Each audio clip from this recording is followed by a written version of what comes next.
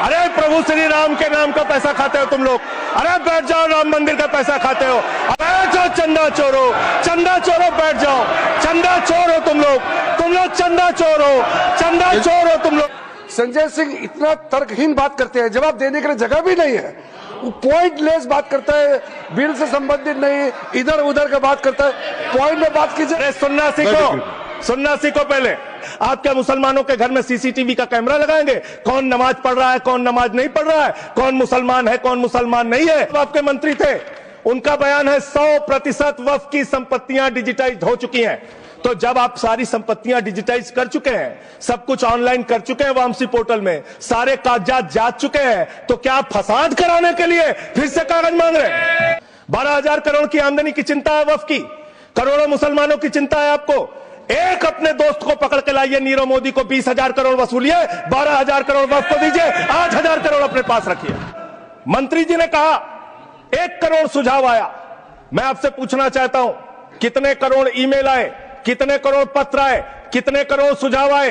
क्योंकि नंबर सबका आएगा। और आज वक्फ की संपत्तियां कब्जा करके आप अपने दोस्तों को देंगे, कल गुरुद्वारे की संपत्तियां कब्जा करके आप अपने दोस्तों को देंगे। मान्यवर, पूरे देश को आप बताइए, 2009 में आपने अपना घोषणा पत्र जारी किया था, मैनिफेस्टो। ये मैनिफेस्टो आपका लेके आया हूं, ये तो आपका डॉक्यूमेंट है, मेरे घर नहीं बना। इस मैनिफेस्टो में लिखा है इन्होंने कि 2009 के मैनिफेस्टो में लिखा है कि वक्फ की जमीनों पर जो अवैध कब्जे हुए हैं, के.आर. रहमान की कमेटी की रिपोर्ट के हिसाब से हम मुस्लिम धर्म गुरुओं के साथ बातचीत करके उसको खाली कराने का काम करेंगे। कितना दोहरा चरित्र। मैं जैसे उदय प्रताप जी की चंद पंक्तियों से अपनी बात शुरू करूंगा। न मेरा है न तेरा है, ये हिंदुस्तान सबका है, नहीं समझी गई ये बात तो नुकसान सबका है। न तेरा है न मेरा है, ये हिंदुस्तान सबका है, नहीं समझी गई ये बात तो नुकसान सबका है। जो आकर मिल गई इसमें वो दिखलाई नहीं देती, जो नदियां मिल गई इसमें वो दिखलाई नहीं देती। महासागर बनाने में मगर एहसान सबका है, महासागर बनाने में मगर एहसान सबका है। मान्यवर, हम लोग बचपन से एक शब्द सुनते आए, सरकार माई बाप। सरकार माई बाप यानी कि जो सरकार होती है वो लोगों की माई बाप होती है, मां की तरह ख्याल रखती है, पिता की तरह ख्याल रखती है। लेकिन अगर कोई सरकार अपने बच्चों को उसका गला घोटने पे उतारू हो जाए तो वो फिर सरकार निष्पक्ष सरकार नहीं है, नहीं है मान्यवर। वो सौतेली मां है, वो सौतेली मां है, उसका व्यवहार सौतेला है। और आज आप जो काम कर रहे हैं इस बिल के माध्यम से, आप बाबा साहब डॉक्टर भीमराव अंबेडकर जी के द्वारा लिखे गए संविधान की हत्या कर रहे हैं। और ये बात मैं इसलिए कह रहा हूं कि बाबा साहब डॉक्टर भीमराव अंबेडकर जी ने संविधान की धारा 26 में लिखा, धार्मिक मामलों के प्रबंधन की स्वतंत्रता, धार्मिक एवं धर्मार्थ उद्देश्यों के लिए संस्थाओं की स्थापना एवं रखरखाव करना, धर्म के मामलों में अपने स्वयं के मामलों का प्रबंधन करना, चल एवं अचल संपत्ति का स्वामित्व एवं अधिग्रहण करना तथा ऐसी संपत्ति का कानून के अनुसार प्रशासन करना। यह अधिकार आपने नहीं दिया, यह अधिकार किसी भारतीय जनता पार्टी के लोगों ने नहीं दिया। यह अधिकार बाबा साहब डॉक्टर भीमराव अंबेडकर जी के द्वारा लिखे गए भारत के संविधान ने दिया। मान्य, और आप उस संवैधानिक अधिकार को छीन रहे हैं एक गैर संवैधानिक बिल लाके। क्या क्या लिखा इस कानून के अंदर आपने, किस तरीके से आपने इस संविधान की हत्या करने का काम किया। आप बड़ी बड़ी बातें कर रहे हैं। यह सरकार कह रही है कि ये कानून हम मुसलमानों के भले के लिए आ रहे हैं। जब मैं आपसे सुनता हूं तो मुझे लगता है कपिल शर्मा कॉमेडी सर्कस में बोल रहा है। आप मुसलमानों का भला कर रहे हैं, आप मुसलमानों का भला कर रहे हैं। दोनों सदन में एक भी सदस्य, दोनों सदन में सिर्फ एक सदस्य गुलाम अली को छोड़ के एक भी सदस्य आपका मुसलमान नहीं है। आप मुसलमानों का भला कर रहे हैं, आप मुसलमानों का भला कर रहे हैं। पूरी सरकार में एक मंत्री आपका मुसलमान नहीं है, आप मुसलमानों का भला कर रहे हैं। 2 नेता अपने घरों में आपने बैठा दिया। मुख्तार अब्बास नकवी, शाहनवाज हुसैन, दोनों की राजनीति आपने खत्म कर दी। आप मुसलमानों का भला कर रहे हैं, आप मुसलमानों का भला कर रहे हैं, आप मुसलमानों का भला कर रहे हैं। अरे सुनना सीखो पहले। मानवर, मैं इनके इस कानून में क्या क्या लिखा हुआ है, क्या क्या कहा है इन्होंने। बिल्डिंग बैठ जाए, कृपया गुलाम अली जी बैठ जाए। धार्मिक संपत्तियों को ये बिल कब्जा करने की नापाक कोशिश है। इतनी और शांति धार्मिक संपत्तियों को सदन में इतनी कब्जा करने के लिए सदन में इतनी शांति है कि आराम से आप बोलोगे तो आराम से बोल रहा हूं सर। हाँ। आप बैठे हैं तो आपको देख के वैसे ही आराम आ जाता है। आपको देख के मैं वैसे ही आराम में रहता हूं सर। आप जब है आपका संरक्षण है तो आराम से ही बोल रहा हूं। बोलिए। मान्यवर, धार्मिक संपत्तियों को कब्जा करने की एक कोशिश है। इसलिए इस बिल पर न हिंदू को खुश होना चाहिए, न सिख को खुश होना चाहिए, न ईसाई को खुश होना चाहिए, न जैन को खुश होना चाहिए, न बौद्ध को खुश होना चाहिए, क्योंकि नंबर सबका आएगा। और आज वक्फ की संपत्तियां कब्जा करके आप अपने दोस्तों को देंगे, कल गुरुद्वारे की संपत्तियां कब्जा करके आप अपने दोस्तों को देंगे, फिर चर्चों की संपत्तियां कब्जा करके आप अपने दोस्तों को देंगे, फिर बौद्धों की संपत्तियां कब्जा करके आप अपने दोस्तों को देंगे, फिर जैनों की संपत्तियां कब्जा करके आप अपने दोस्तों को देंगे, फिर मंदिरों की जमीनें कब्जा करके आप अपने दोस्तों को देंगे। आप तो वो लोग हैं जिन्होंने प्रभु श्री राम के मंदिर में भी घोटाला किया। मान्यवर, प्रभु श्री राम के मंदिर के जमीन में घोटाला किया। मैं कागज दूंगा सर, मैं कागज दूंगा। कर दिया मैंने। ये लोग राम मंदिर में घोटाला करने वाले लोग हैं, राम मंदिर की जमीन का चंदा खाने वाले लोग हैं सर। ये लोग 2 करोड़ की जमीन 5 मिनट में 18 करोड़ में बेची सर इन लोगों ने। 16.5 करोड़ का घोटाला किया, 18.5 करोड़ में जमीन बेची। ये राम मंदिर में घोटाला करने वाले लोग हैं सर। मान्यवर, अरे प्रभु श्री राम के नाम का पैसा खाते हो तुम लोग। अरे बैठ जाओ, राम मंदिर का पैसा खाते हो। अरे राम मंदिर में घोटाला करते बैठो। अरे राम मंदिर का चंदा खाते हो। अरे चंदा चोरो बैठो, चंदा चोरो बैठो, चंदा चोरो बैठो, बैठो चंदा चोरो, चंदा चोरो बैठ जाओ। चंदा चोर हो तुम लोग चंदा चोर हो, चंदा चोर हो तुम लोग, चंदा चोरो, चंदा चोरो, चंदा चोरो बैठो। 1 मिनट को प्लीज। चंदा चोरो बैठो। सभापति महोदय, श्री गजेंद्र सिंह जी।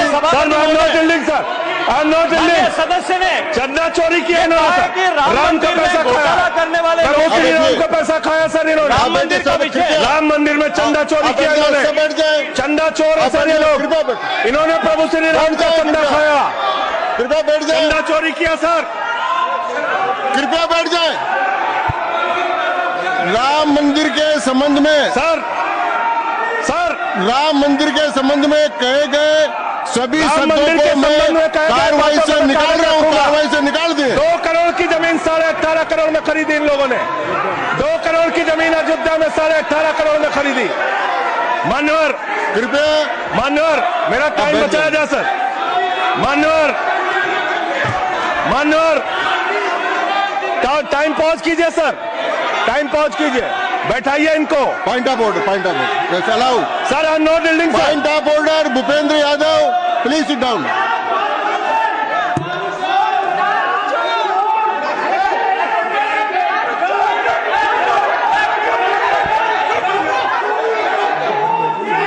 भाई पॉइंट ऑफ ऑर्डर मैंने दिया, आप जाइए स्थान पर, कृपया अपने स्थान पर जाएं। मैंने व्यवस्था का प्रश्न उठाने का मौका दिया भूपेंद्र जी यादव को। आप सब लोग अपने स्थान पर जाएं, कृपया अपने स्थान पर चले जाएं, कृपया अपने स्थान पर जाएं, कृपया बैठे। मैंने भूपेंद्र जी, कृपया बैठ जाए, कृपया। श्री भूपेंद्र यादव सर, मैं पहले Bhupendra ji, yes sir, Bhupendra Yadav sir, Madan ji Rathore कृपया बैठ जाएं सर। ये कृपया, मैंने भूपेंद्र जी यादव को व्यवस्था का प्रश्न उठाने की अनुमति दी है, लेकिन मैं पहले बता दूं कि राम मंदिर के बारे में जो कुछ इनको कहा मैंने उसको एक्सपेंस कर दिया है, वो कार्रवाई का हिस्सा नहीं है। आप बोलिए सर।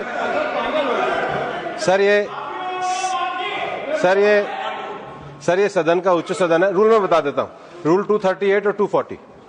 आप 238 और 240, 238 and 240, you read it. Sir there are 238 कौन से हैं? सर 2 रूल्स है, 238, 240। मेरे को बुक की जरूरत नहीं है। हाउ टू स्पीक ये 238 है। सर 240 बड़ा इंपॉर्टेंट है जी। सर कोई भी सदस्य अगर इररिलेवेंट बोलता है अगर तो ये चेयर की पावर है कि उस सदस्य को रोक सकते हैं। जो विषय डिबेट से जुड़ा हुआ नहीं है, जो विषय सदन से जुड़ा हुआ नहीं है, इररिलेवेंट विषय को आपको रोकने का अधिकार है। जो सदस्य संजय सिंह जी बोल रहे थे वो इररिलेवेंट है। तीसरा एक और विषय सर 238 में बोलने के बाद जो असंसदीय शब्द है किसी भी पार्टी के बारे में, किसी के बारे में जो असंसदीय शब्द है वो बोले गए हैं तो उसकी भर्त्सना भी हाउस पूरी तरीके से करता है। माननीय स्पष्ट हाँ Trichy Shiva Sir, I also stand on the. Please I am allowing mister Trichy Shiva I also stand on the same rule, sir. 238 and 240. You didn't quote 238. You remember 240, but 238 you are well versed, I know, but you are not quoted. Nothing refer, only the rule number. Yes yes Refer to any matter of fact on which a judicial decision is pending. No. Make a personal charge against a member. No. Please. What is? Please. Kindly listen. Hello, please. I'm on a point of order. I'm on a point of order. I'm on a point of order. Point of order आपने allow किया है। What is that? Point of order आपने allow किया है। Rule 240. बैठ जाए Sir, सुन ले एक बार sir. मैं एक निर्णय मुझे करना आप तो सुन तो लें आप बैठे Mr. Vice Chairman, only 240. 240. which is मैंने quoted, दोनों say- 238 Sir, sir. 240 दोनों देख लिए Please, sir. हाँ Rule 240 says, the chairman, after having called the attention of the council to the conduct of a member who persists in irrelevance or in tedious repetition, you didn't call, sir. Whether it is irrelevance or repetition has to be decided by the chair. So, the chairman. आप सुनो ना भाई please Hello, please. I am speaking to the chair. Please तो I am speaking to the chair. इधर देखिए ना Sir, it is we leave it to your discretion and Yes. decision, sir. Yes. And not it is repetition or irrelevance can be decided by any other member, sir. Only you, sir. Okay thank you मैंने श्री भूपेंद्र जी यादव ने 240 में ये और है कि अगर कोई दूसरा सदस्य भी किसी सदस्य के इररिलेवेंट डिबेट को सपोर्ट करता है तो उसको भी डिबार करना चाहिए। आपको शिवा को भी करना चाहिए। अब एक सेकंड मैंने मेरी व्यवस्था यह है कि 238 240 के अंतर्गत मैंने ऑलरेडी जो असंसदीय शब्द थे वो और राम मंदिर के बारे में क्योंकि ये विधेयक की परव्यू में नहीं आता है इसलिए मैंने राम मंदिर के बारे में इनके लगाए गए इलेक्शन और असंसदीय शब्दों को कार्रवाई से निकाल दिया। धन्यवाद। मान्यवर आपने कहा कि इससे आप पिछड़े मुसलमानों का भला करने जा रहे हैं। सुनने में बहुत अच्छा लगता है कि आप पिछड़े मुसलमानों का भला करने जा रहे हैं। आपने इसमें कहा कि आप महिलाओं का भला करने जा रहे हैं। सुनने में बहुत अच्छा लगता है कि आप महिलाओं का भला करने जा रहे हैं, लेकिन ये सरकार और यहां पे इस समय मंत्री जी नहीं है, मैं उनसे पूछना चाहता हूं आप देश को और सदन को गलत जानकारी क्यों दे रहे हैं? मानवर 2013 के वक्फ बिल में जो भारतीय जनता पार्टी की सहमति और सहयोग से पास हुआ उसमें भी महिलाओं के लिए आरक्षण था। मना कर दीजिए कि नहीं था? मना करिए कि हम गलत बोल रहे हैं। मानवर मंत्री जी ने कहा 1 करोड़ सुझाव आया। मैं आपसे पूछना चाहता हूं कितने करोड़ ईमेल आए, कितने करोड़ पत्र आए, कितने करोड़ सुझाव आए? पूरे देश को जानकारी दीजिए और मैं आपको दावे के साथ कह सकता हूं जब पूरा सच सामने आएगा तो देश को पता चलेगा कितने लोग इस बिल के विरोध में थे, कितने लोग इस बिल के समर्थन में थे। मैं जेपीसी का सदस्य था मानवर, मैं कह रहा हूं आपसे लाइए। और आप पिछड़े मुसलमानों का भला करना चाहते हैं? मैं आपसे हाथ जोड़कर निवेदन करता हूं, विनती करता हूं, और हमारे जो मित्र उधर भी हैं, अगर आप मेरी बात से सहमत है तो समर्थन करना। समाज में छुआछूत को, बीमारी को मिटाने के लिए चलिए उठाते हैं कदम और अगले सत्र में एक बिल लेके आइए। जितने भी हिंदुओं की कमेटियां हैं, ट्रस्ट है, बोर्ड है, उन सारे ट्रस्ट और कमेटियों में 80% आरक्षण दलित, आदिवासी और पिछड़े हिंदुओं को दीजिए। मैं समर्थन करूंगा आपका, माला पहनाऊंगा आपको। आप पिछड़ों का भला करने की बात करते हैं, आप दलितों का भला करने की बात करते हैं। आपकी मातृ संस्था आरएसएस 100 साल तक आपने एक भी दलित, पिछड़ा और आदिवासी, एक भी महिला को आज तक आरएसएस का प्रमुख नहीं बनाया। आप दलितों और पिछड़ों और आदिवासियों की आरएसएस के बारे में भला कई करने इनकी की बात बात को करते एक्सप्लेन कर हैं। दी। मान्यवर इस बिल में क्या लिखा है? आप जो भी बातें इस विधेयक के अलावा बोलेंगे उन सबको मैं एक्सप्लेन सर ये करूंगा। क्या उस पर सत्य नहीं है? क्या ये सच नहीं है? सर मेरा टाइम रोका जाए। और सर बिल के बारे में बात करते हैं मान्यवर। मंत्री जी ने कहा आज आप इस बिल को पास कर रहे हैं, आज आपका सीना चौड़ा हो रहा है, आपको लग रहा है एक धर्म के अधिकार को आप छीन रहे हैं। नहीं, कल को आप सभी धर्मों की धार्मिक संपत्तियां छीन के आप अपने दोस्तों का देने का काम करेंगे। मैं फिर इसको दोहरा रहा हूं और फिर इसको कह रहा हूं कि आप ये करेंगे, धार्मिक संपत्तियों के कब्जा करने का काम करेंगे। और किसी गलतफहमी में मत रहिए। आपको लोकसभा के चुनाव में मात्र 36% वोट मिला है। इस देश की 64% आबादी आज भी आपके खिलाफ है, आज भी आपके खिलाफ खड़ी है। किसी गलतफहमी में मत रहिए। बड़ी बड़ी सत्ता उखड़ गई और चली गई। मान्यवर आपने इसमें लिखा बिल के अंदर कि वक्फ कमेटी के अंदर गैर मुसलमान इसका सदस्य बन सकता है। आप क्या गुरुद्वारा कमेटी के अंदर गैर सिख को मेंबर बना सकते हैं?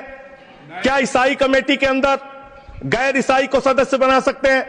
क्या बौद्धों की कमेटी के अंदर गैर बौद्ध को, क्या जैनों की कमेटी के अंदर गैर जैन को आप मेंबर बना सकते हैं? और इतना ही नहीं, क्या आप हिंदुओं के ट्रस्ट में, मंदिर के ट्रस्ट में आप क्या गैर हिंदू को मेंबर बना सकते हैं? नहीं बना सकते, नहीं बना सकते।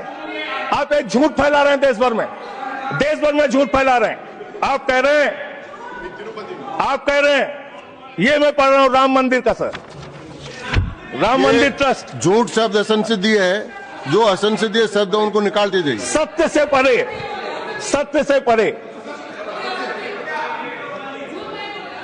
सर ये प्रभु श्री राम के मंदिर का ट्रस्ट, मैं इसका समर्थन करता हूं। नहीं, आप सर मैं इसका समर्थन कर रहा हूं। ये सब्जेक्ट नहीं है सर, समर्थन कर रहा हूं। सुन तो लीजिए, आप कहे से नहीं सुनूंगा। डिस्ट्रिक्ट मजिस्ट्रेट प्रोसीडिंग में नहीं आएगा। सर मेरी बात तो बिल्कुल नहीं आएगा। सर मेरी बात सुन लीजिए। घनश्याम जी प्लीज, चेयरमैन साहब, district magistrate of Ayodhya will be ex officio trustee who will be a practising Hindu. If the DM is not Hindu, then additional district magistrate will be an ex officio member of the trust. हम इसका समर्थन करते हैं sir. Hindu धर्म के trust में हिंदू को member होना चाहिए, आपने लिखा, हम इसका समर्थन करते हैं। लेकिन आप दूसरे धर्मों के ऊपर कह रहे हैं। कल को आप गुरुद्वारा कमेटियों में कहेंगे सिख नहीं, दूसरे धर्म के लोग इसमें आएंगे। कल को आप जैन कमेटियों में घुसड़ेंगे, बौद्धों की कमेटियों में घुसड़ेंगे। ये बात गलत है, ये पूरी तरीके से गलत है। और आज पूरे देश को आप बताइए मान्यवर, पूरे देश को आप बताइए, 2009 में आपने अपना घोषणा पत्र जारी किया था, मैनिफेस्टो। ये मैनिफेस्टो आपका लेके आया हूं, ये तो आपका डॉक्यूमेंट है, मेरे घर नहीं बना। इस मैनिफेस्टो में लिखा है इन्होंने कि 2009 के मैनिफेस्टो में लिखा है कि वक्फ की जमीनों पर जो अवैध कब्जे हुए हैं, के.आर. रहमान की कमेटी की रिपोर्ट के हिसाब से हम मुस्लिम धर्म गुरुओं के साथ बातचीत करके उसको खाली कराने का काम करेंगे। कितना दोहरा चरित्र है आपका। आपने कहा वक्फ की जमीनों को खाली कराने का काम करेंगे जिसपे कोई और कब्जा कर रखा है। मान्यवर एक और बात, सुप्रीम कोर्ट के अंदर आप कह रहे हो कागज चाहिए, कागज चाहिए। मंत्री जी ने कहा कागज चाहिए। मंत्री जी आपको कागज की बहुत जरूरत होती है, कागज आपको चाहिए। आपकी सरकार ने 2020 में, ये पूरे देश को देखना चाहिए, पूरे देश को सर, 2020 में मैं जेपीसी का मेंबर था, एक कागज वहां मिला। मैं 2020 में सुप्रीम कोर्ट में, सर आप, मेरी बात नहीं आ रही सर, सर मेरी बात नहीं आ रही। 2020 में मान्यवर इस भारत की सरकार ने, मोदी जी की सरकार ने शपथ पत्र दिया सुप्रीम कोर्ट में। से क्या लिखा हुआ है? 99% वक्फ की संपत्तियां डिजिटाइज हो चुकी हैं। मुख्तार अब्बास नकवी साहब आपके मंत्री थे, उनका बयान है 100% वक्फ की संपत्तियां डिजिटाइज हो चुकी हैं।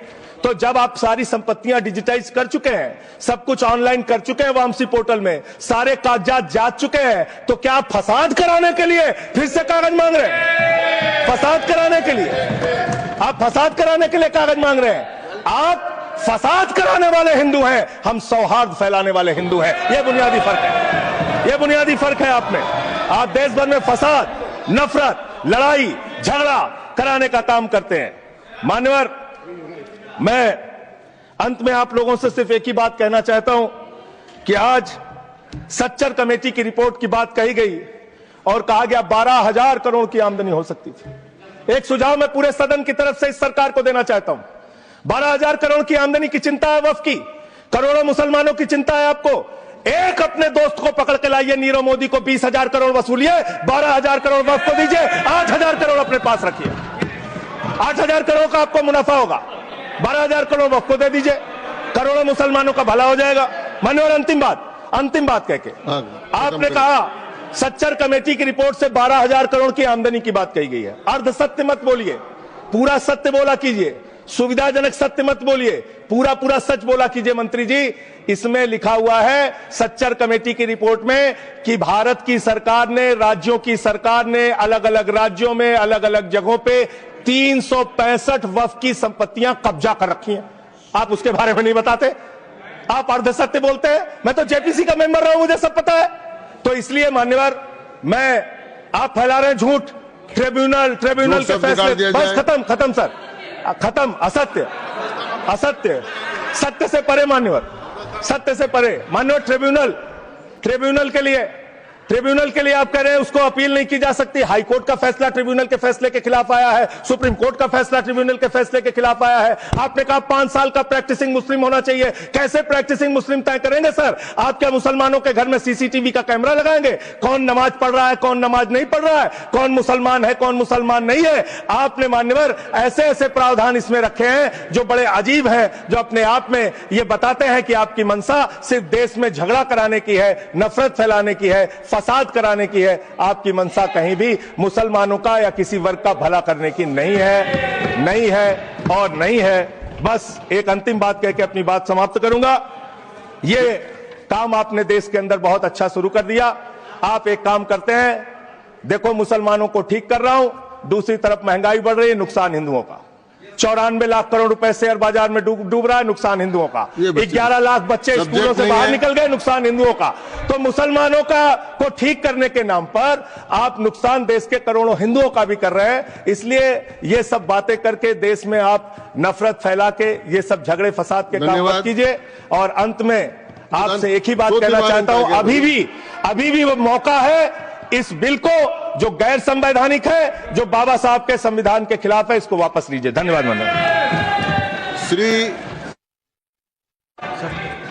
दूंगा ही। संजय सिंह जी को मैं जवाब देना चाहता हूं, सबका जवाब देंगे, लेकिन समस्या ये है, माननीय मंत्री जी को हस्तक्षेप करने का अधिकार है। जब मैं when I reply to everybody, please. मैं सबको जवाब दूंगा। मैं सिर्फ इतना ही कह रहा हूं कि संजय सिंह इतना तर्कहीन बात करते हैं, जवाब देने के लिए जगह भी नहीं है। वो पॉइंटलेस बात करता है, बिल से संबंधित नहीं, इधर उधर का बात करता है। पॉइंट में बात कीजिए, मैं जवाब दूंगा बाद में। खबरों में बने रहने के लिए फोरम 4 को सब्सक्राइब करें और नोटिफिकेशन पाने के लिए बेल आइकन दबाएं।